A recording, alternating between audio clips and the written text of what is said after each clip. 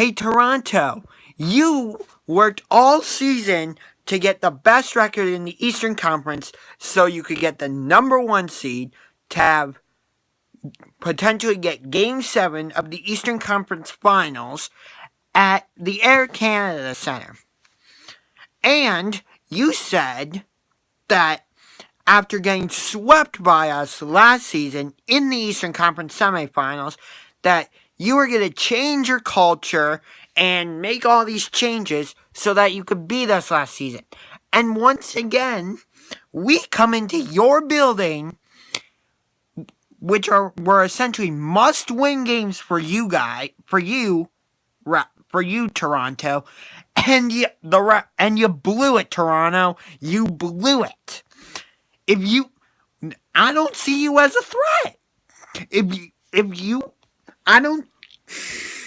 This was the year you guys were supposed to be different. This was the year you guys were supposed to have the team that could actually stand up to LeBron and the rest of the gang from Cleveland. Clearly, that is not the case. Because again, Toronto, you got a franchise record, 56 wins.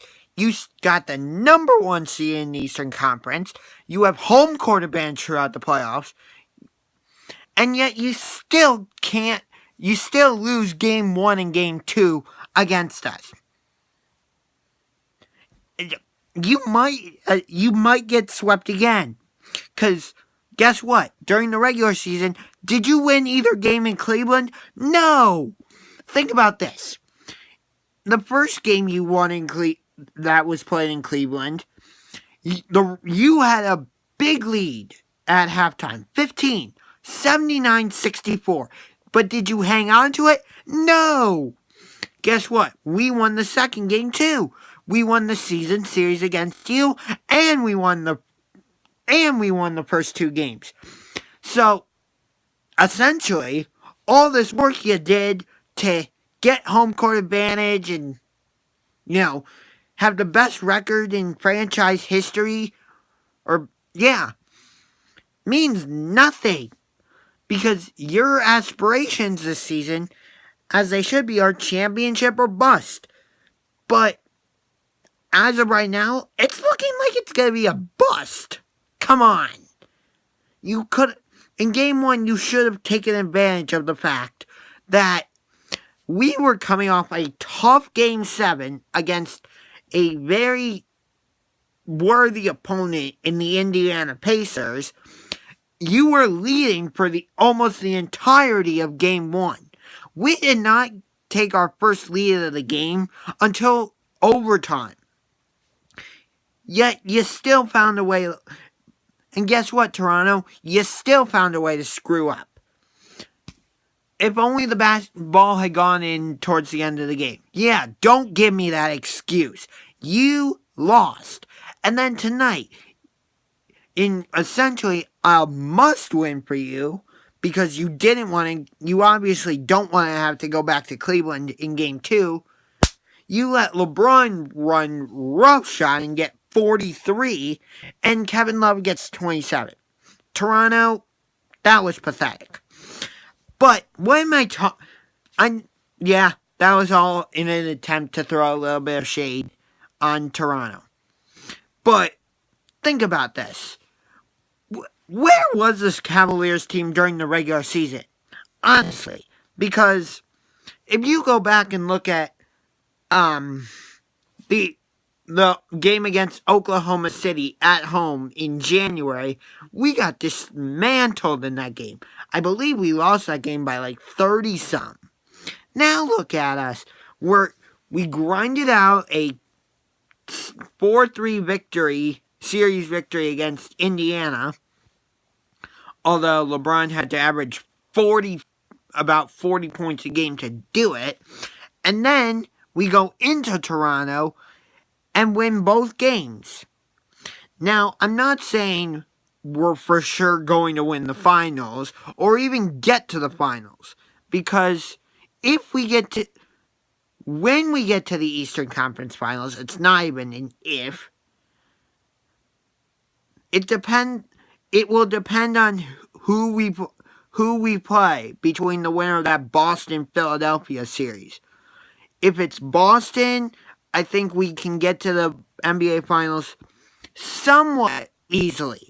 Somewhat. But if it's Philadelphia, Philadelphia could potentially upend us. Could. I'm not saying they will, so don't take that. So don't interpret my words as saying we are going to lose to Philadelphia in the Eastern Conference Finals.